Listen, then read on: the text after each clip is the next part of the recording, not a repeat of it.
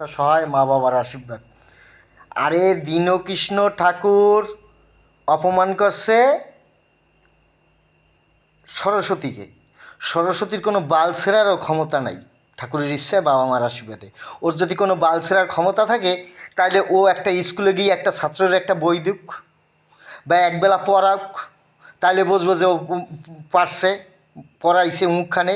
যে কোনো একটা জায়গায় যেয়ে ও সরস্বতী যেয়ে বলুক যে আমি সরস্বতী, আমি এই বাচ্চারে 5 দিন পড়াইলাম বা বাচ্চারে 5টা বই দিলাম বা এই স্কুলে আমি দেখা করছি।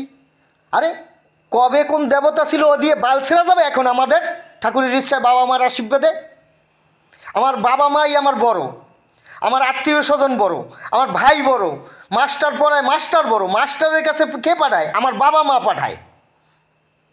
কবে কেটা কি জল দিয়ে বল পিটাই চই করলে হবে?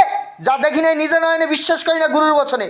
পারলে যার ক্ষমতা থাকে আমার সামনে দেখাও, তবে তো বুঝবে হ্যাঁ পারছে।